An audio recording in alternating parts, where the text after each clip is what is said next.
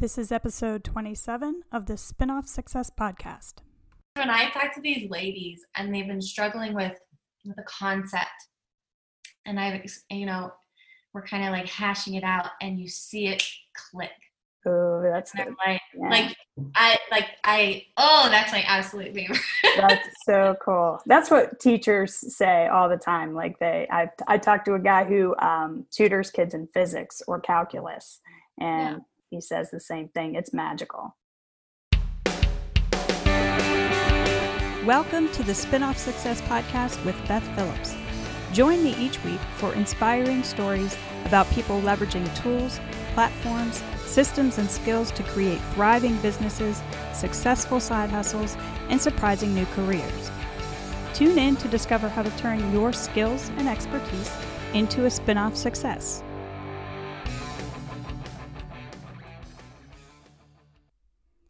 Hello, and thanks for tuning in to the Spinoff Success Podcast. My name is Beth Phillips, and today my guest is Brin Norman from BrinnyKDesign.com. She's a top-selling Etsy seller who parlayed that expertise into a coaching business. Brin popped up on my For You page on TikTok, and even though I'm not a creative or an Etsy seller, she really got my attention because she's doing exactly the kind of thing that fascinates me. So she started a business and really became expert in it, and then now uses that to create another business, teaching people how she did it. So we talk a lot about the origins of her Etsy business and how that has evolved over the years, as well as the different models that she is putting in place for her growing coaching business. If you or someone you know is interested in starting an Etsy business, I think you'll find this interview with Brin Norman really practical and helpful. Yeah, but thanks for, if you don't mind, we can, try it out, and welcome to my show. Thank you for having me. Okay, sure. So, one of the reasons I started following you on TikTok, because I only follow like 30 people, and but I was so interested in your content because of my daughters, who are both creatives. One has a shop and the other one wants to start a shop. And the older one is too busy to really kind of get her going. So I just saved it for later. But the more I started watching it, because you come up on my For You page, I just thought, oh my gosh, she totally fits who I am fascinated by. And that's people who start a business and then just get this expertise naturally and find themselves teaching others how to do that thing. So that's why my podcast is called Spinoff Success. So that's why I wanted to talk to you. Okay. Do you mind talking a little bit about how you started your Etsy shop and how you decided what to sell in it, and how that's evolved a little bit? It's not my first Etsy shop. Okay. I was a stay-at-home mom, and I was sewing a lot. I love to sew. I'm just not very good at it. And so I had an Etsy shop, and it was just baby blankets, and I hand stamps, and I stamped them. Wow. And so I sold that, and it was okay. It was some, a couple sales a week here or there. Not. I think that's impressive. I don't know. Yeah. And I told my husband, if I get this it's a silhouette machine, I'll be able to, do heat transfer vinyl. I won't have to hand stamp all of them. It'll make the process easier, but it's a really big investment. Yeah. And he's like, no problem. And he bought it for me, and it was on my doorstep in 2 days. And nice. So my sister was getting engaged, and so I started finding about, first of all, I hate heat transfer vinyl. So that went out the door pretty quickly. But my sister was getting engaged, and so I started making mugs and wine glasses in regards to people getting engaged, cute stuff that I could potentially give her, right? And for some reason, I don't know why, I started another Etsy shop, probably because it didn't fit with baby blankets, right? Okay. And within the first day, one coffee mug sold 4 times. And I was like, oh, there's something here, right? Wow. And I was easily, I'm okay with taking a step back and being like, okay, why is this working? What do I need to change? What do I need to update so that I can recreate this type of success? And it kind of just went from there. And so while I started with a bunch of different items in my shop, I was able to niche down, I guess the term is, and really focus on what was selling. Okay. And so do you do anything with the baby blanket business anymore?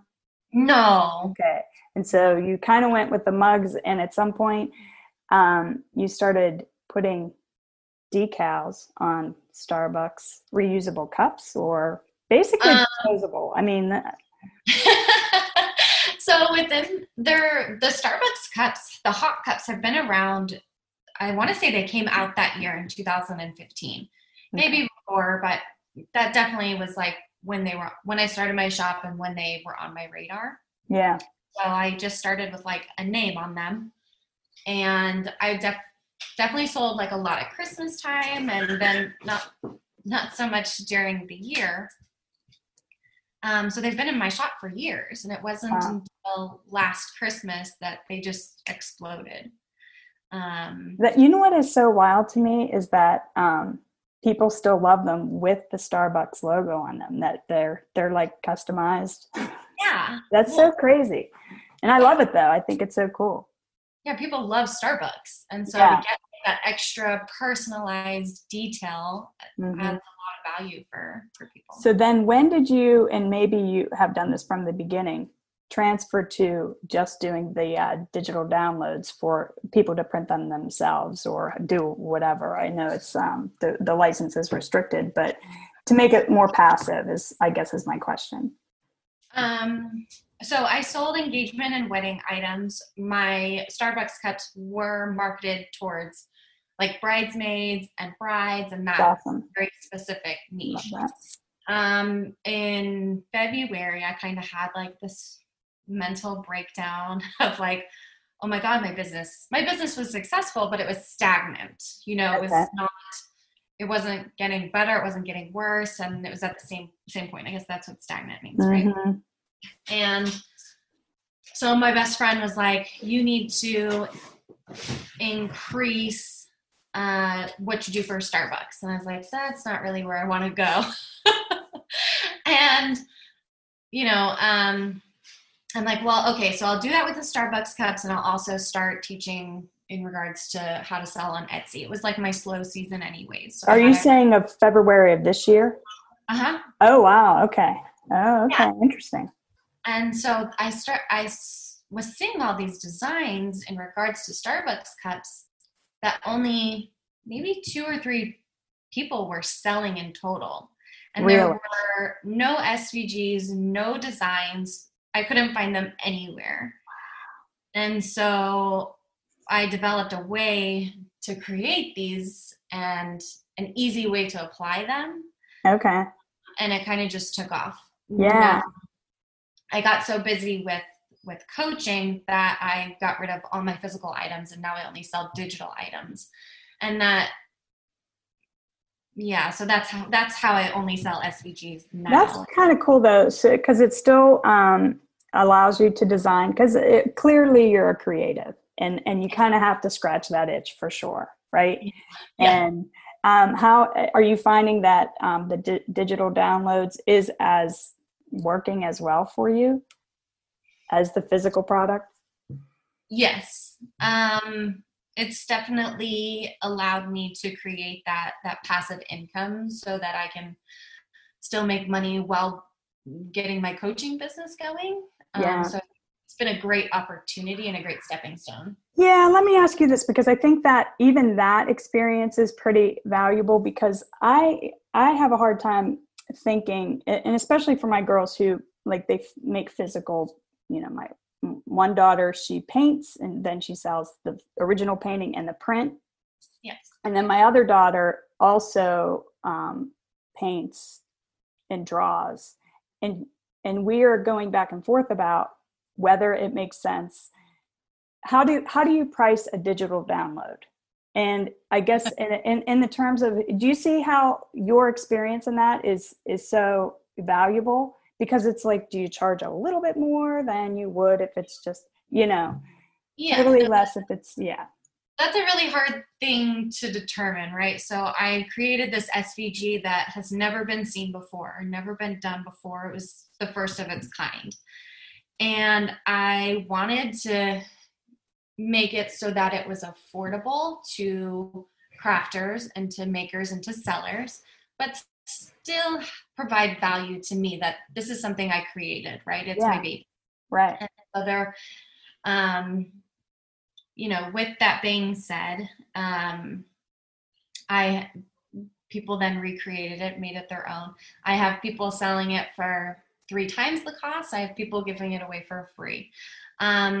And so it really, I think, is just determined by the specific person, by the seller and their background. Okay. But no matter what they do with it, are you pretty satisfied that you got the sweet spot for the price point, or do you feel like you might have to tweak it at some point? I will be tweaking mine eventually, just because of the transition that's happening in my business, but I feel like I'm confident in what I priced it at. It is, when you create the first of something, I feel like you kind of have to go a little bit higher than what you think, just because everyone will try to come in a little bit lower. Okay. That makes sense. So, don't ever be the lowest. That's the goal. No. Yeah. Right. Right. So, are you still pretty rare in the space? In other words, you said like when you started that there maybe were 2 others. Are you still pretty one of the few? No, within months it's completely saturated. Wow. Yeah. Wow, you're a pioneer. That's awesome. So, I'm like, got it. It's time for me to move out. Well, no, but it I'm telling you, I think it just builds on each other.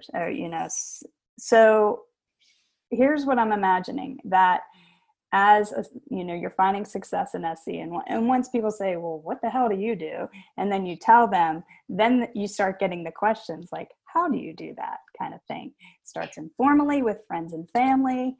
You find yourself answering questions over and over and over again. Like, at what point do you say, holy crap, this could be a business in and of itself, this coaching business? Like, what flipped the switch for you to start a coaching business? Well, like, I initially started like, this is my slow season. Ask me any questions. Like, I'm an open book. And then it literally got to the point where, like, basically overnight, I had 20,000 people in my inbox asking me questions. Wow. And it was like, I'm a one-woman show. I do everything myself. And it was just like anxiety. So while I still give a ton of information for free, there is something that comes with like business coaching that is a little bit higher level thinking that I charge for. That's good. Yeah. And I was checking out your website. So here's, maybe I have this wrong, but the model seems to be for the coaching is first like a premium one-on-one coaching for whatever it is, three months, which I think is really valuable. If you want to start a business, I think you should invest in, good coaching and somebody who's just basically going to do it, help you do it, super specialized. Then does it, maybe the Busy Bee, or the Beehive? So I have the BPs, that's the one-on-one coaching. That's one-on-one. Beehive, and that's all group and mini group. Right. So that would be like a lower price point, a little bit less demanding of your time. And it's a little more scalable, because no matter how much you're coaching or you're charging for one-on-one coaching, your time is limited. I don't care what it is. So it allows you to scale it a little more. And is that fairly new? Your Beehive is fairly new. Yes. Okay. So my question is whether you plan to record what you're doing in the Beehive and or the Busy Bees to create an even more passive product, like a recorded, one-off, like a totally hands-off or more passive. Maybe you could do a group call once a month or something like that. That's more scalable. That's the latter that you just said. Yes. I'm so happy. I have a monthly group call. Anybody can join in. Those will be recorded, and TBD on what happens with all of that collection. Now, that's so exciting. I think that's the thing that fascinates me the most. Just the ability to do that in this day and age, right? Yes, right. Yeah, no matter what your skill is, like no matter what your crazy expertise is, if it's accounting, if it's spreadsheets, it's nutty that people can do that. So what I was wondering about, first of all, do you like the coaching? I love the coaching. So the one-on-one coaching is my absolute favorite. And I'm going to tell you why. You didn't ask, but I'm going to tell you. Yeah, no, have at it. Is when I talk to these ladies and they've been struggling with a concept, and we're kind of like hashing it out, and you see it click. Oh, that's good. That's my absolute favorite. That's so cool. That's what teachers say all the time. Like I talked to a guy who tutors kids in physics or calculus, and he says the same thing. It's magical. It is. That's so crazy. That's so cool. So, is your coaching like more appropriate for people who have been struggling, who have more familiarity with the product they want to sell, and like maybe started an Etsy shop? Or can you take somebody just even with a concept and say, let's come up with a product? I mean, at what level do you think your skills are optimal for? Personally, I prefer that they have at least started an Etsy shop. A lot of that beginning is data entry. So name, address, all that jazz that takes a couple hours, know, and they have a product or two. Okay. And so then we can really dive into like all of the concepts. But I also deal a lot with the people who are a little further along and struggling getting those views. So it's every aspect of. Okay, so you're saying basically I could have a blank shop and say, I have an idea for a product. I set up my Etsy shop. Not sure about the name, if that's great, but you can pretty much coach me from there. Yeah, I've had 2 girls just in the past week where they're like, this is what I have been dabbling with, and we dive deep into like, okay, well, all the nitty-gritty coaching. Sure. And figuring out, okay, what am I going to focus on, and how to then expand that in different aspects. So yes. Yeah, that's great. Okay, this might be a weird question and I should have prepared you for it, but like, what is the range of types of products that people sell? I'm imagining they're not all like yours. There's probably just a wide variety. And then the follow-up to that is like, what is the most surprising thing that somebody sells and is like killing it? Yeah, you're right. You should have of your clients.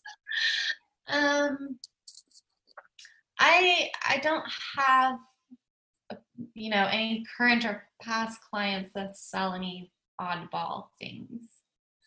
Do you have like artists and painters and sewers and sticker people and what was that last time? Sticker people. Stickers are getting big. All the sticker people. I know. Yeah, so stickers, cups. I've been working very closely with a baker.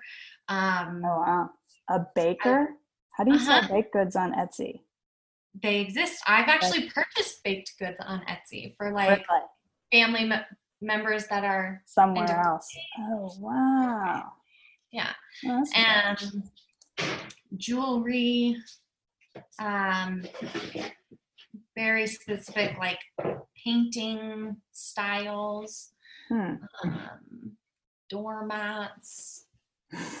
That's pretty surprising.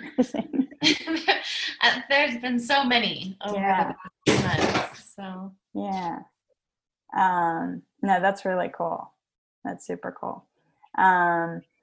So, okay, do you mind talking about your social media outreach and how you found yourself on TikTok? Because especially people my age, I only got on TikTok because my kids were showing me hilarious things.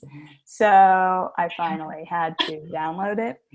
And everybody's perception is like, isn't it just a bunch of 14-year-olds dancing on there? So it's that it was Musically. Yes, yeah, exactly. And then it transitioned to TikTok and what it is today. Yeah. Well, what gave you the impression, the idea, the audacity to think that you could have a TikTok? It's interesting. Well, it was last year, probably about this time, Gary V mentioned TikTok's the next social media platform. And I'm like, I don't see it, but I'll hop on. And I definitely hopped on. I have a 13-year-old daughter. Yeah. Kind of like sent videos back and forth. I definitely got like, just as a watcher. Cool, yeah. And so when I started talking about coaching and whatnot, I was like, I might as well post it. I have nothing to lose. Yeah. In fairness, was your 13-year-old horrified that her mother was getting on TikTok or not? No, she was more horrified when I'm like, I don't know how to do this. Like, help me out. And then having to take that 5 seconds out of her day to help mom. It was more that aspect. That's great. That's great. So then did you just start with your tips similar to Instagram? And I'm assuming that you had an Instagram before then. Okay. Yeah, I've had an Instagram for 4 to 5 years. I would actually recycle information from my Instagram. So my archived stories, I'd go and save and put on TikTok. That's so cool. So wow. It wasn't much extra invested time. That's really good. Do you have a favorite between the two, or are they similar, do you think? Well, if I'm just gonna like binge watch funny stuff, it's definitely TikTok. But for business purposes, I think Instagram's harder, but I think I prefer a challenge. So yeah, I like the aesthetic of Instagram also. Yeah. But you cannot argue with the TikTok algorithm. Like just the fact that you came up. You're much younger than I am, but like just the fact that you came up on my page, because I'm not a crafter, I'm not a creative, go TikTok, because there you were, and you have to get business from that, I would imagine. Yes. Yeah, that's awesome. And do you can you measure your traffic from any of like website, social media? Do you even look at that? Do you even have time to look at that? I should look at that. I do not look at that. Yeah. The only thing I really pay attention to is my husband's vacuuming. Sorry. I can't even hear it. He's good. Okay. He's good. So when people come to my website and apply for coaching, I ask where they found me. Oh, yeah. And I would say half of it is probably from TikTok. Oh, that's cool. A large portion. Good. Are your kids inspired to do Etsy or start an online business, or anybody else close to you?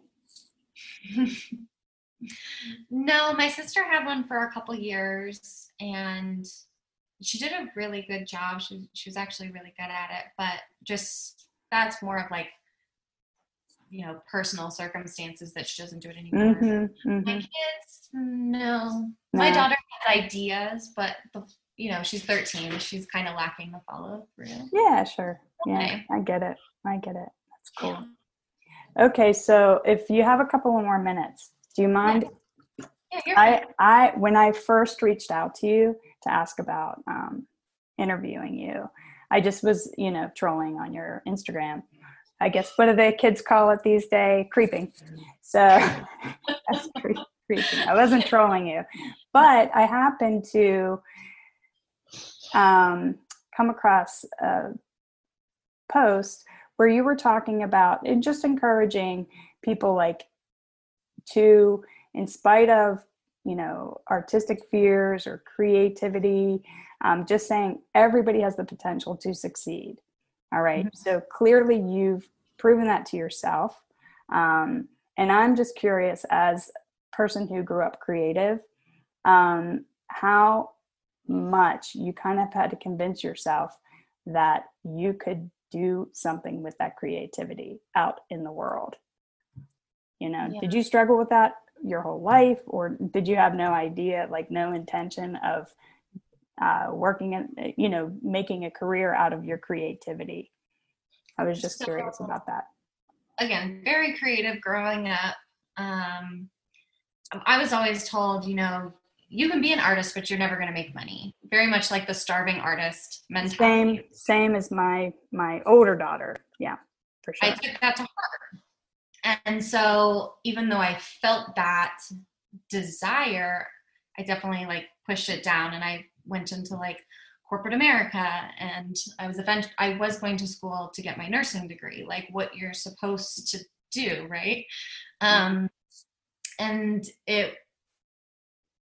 starting my Etsy shop was kind of just a fluke, and then it took off so fast I didn't really have time to think about it.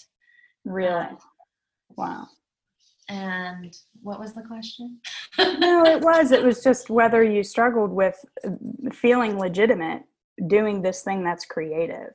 I think it's because of all of that growing up being like, you can't make a living as an artist. It's definitely hurt me in some way over the past 5 years, in the sense like I always have to justify what I'm doing. Yeah. Oh my gosh. Yes. I get it. Well, let alone making a living online, because people still think that's scammy. You know, it's so, or it's not real. Or it's not real. It's not a thing. Oh, you better get something secure. Yes. You know, that kind of thing. It's so funny because my older daughter, struggles less with that. She just doesn't care what people think. But what's so funny is my husband teaches tennis for a living and has our whole life. So I've gotten that, like, people will say, oh, well, what does he do for his real job? I mean, and he has supported us for 30 years as a tennis pro, you know, teaching tennis pro, and they still say, does he still do that? Yeah. It is so funny. So I totally identify with the mindset. And I don't know if you get through to people, or if people that you work with still also struggle with that, the legitimacy of it. But yeah, working, because my husband's a firefighter, so definitely at like Christmas parties, they're like, oh, you're still doing the Etsy thing? You still making cups? And it's like, yeah. That is crazy. And I laugh it off. Like, right. I know. Yeah.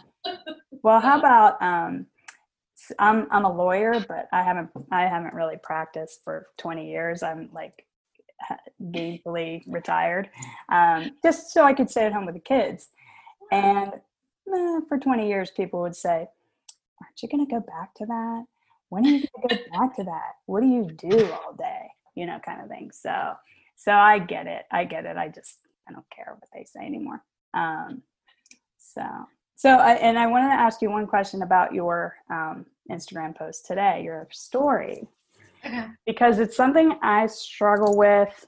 My one daughter, who has a pretty popular social media account, and it's people asking questions, the same questions which you try to answer in your content, and then they criticize you when you have the audacity to value your time. Yes. You know, and I wonder what that struggle is like for you, and whether you, like, I don't even feel like you should feel that you should justify not answering questions, or, you know, canceling free things. Like you said, like 100 people signed up for a free consult. Yeah. I mean, what the heck? Within like a week. Yeah, and that people were offended that maybe you're not going to try to fulfill those, are you? You know what? That happened a few months ago. Oh, okay. And I emailed everyone and I explained it, and I was like, you know, I just had to go about it a different way. Yeah. But I definitely contacted everyone and let them know ahead of time. I'm still respectful of other people's time. Sure. But it's just, I got to worry about my workload. I was still selling cups at the time. Yeah. Right? So I had my Etsy shop. I had my family. Well, also, did you guys start the physical product of the organizer and a little kit to go along with that? I mean, yeah. You have some background noise. It's actually my husband boxing up all of that. Oh, wow. Wow. What made you do that? Just because it was useful for you and you thought other people would? Well, because that's ambitious. This is just the beginning, just putting it out there. But really? my issue with vinyl is there's never been anything pretty. It's just, I mean, there's useful things, but not, not up to my standards. And so this is another business that you're It's under the umbrella of my business, but it is another aspect of it. And so my honey was like, let's look into this. And so it's just the beginning. That is really cool. You know what I like about that is that it is going to appeal to people with like a designer aesthetic, right? Yeah. I think that's so cool. Yeah. Wow. I don't know. I think I got to answer or ask all my questions. It's super helpful because I've been wanting to talk to you, especially for the benefit of my younger daughter and just people I know who just have that barrier of they don't know where to start basically with Etsy and putting their stuff out there. And I say, oh my gosh, the barrier to entry is so low. Try it and see what works. And and the thing is, like, when I think one of the hardest things is for people to start. Yeah. Is to make yourself vulnerable and just start. And then the next hard thing is being consistent, reevaluating what's working, what's not, and sticking with it. Yeah. Because one of the girls I'm working with, it's now 6 months and she's like, oh my gosh, I've made it. Yeah, just from doing it consistently, probably. Yes. Oh, wow. Yeah. And that's also the benefit of a coach too, somebody to keep you accountable. What was I had one more question about, I forget. Oh, well, I had a question about, do you have any help for your business? Because it looks like, first of all, your website is beautiful. And do you have an assistant besides your husband packing up boxes? That is, do it all yourself. The one thing that is going to hinder my business growth. And so is delegation. I'm awful at delegation. I'm the biggest control freak. And so at one point I was getting a few hundred Starbucks cups orders a week.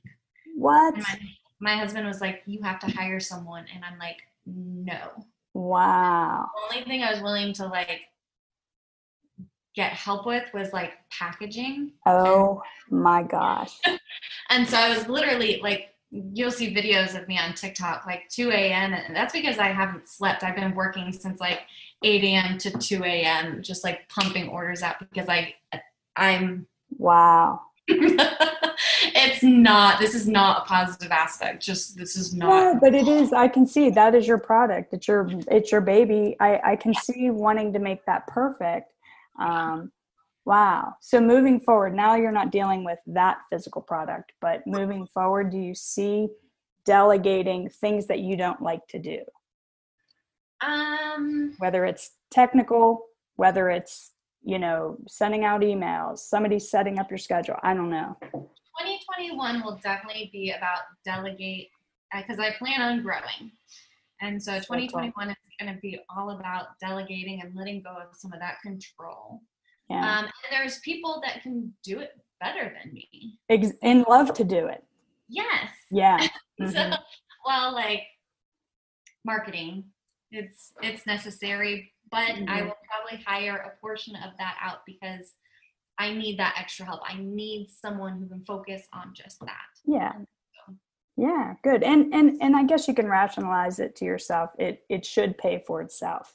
Then some, my business will grow so much, there'll be, the return on investment will be worth it. And in regards to Etsy, a big thing I always suggest delegating out is like bookkeeping and taxes. Oh, I don't want to know any of that. Yeah. Well, have you done that yourself? No. Up to this point? Oh, great. No, I refuse to. There's good for you. Good for you. My daughter would be so proud. No, that's great.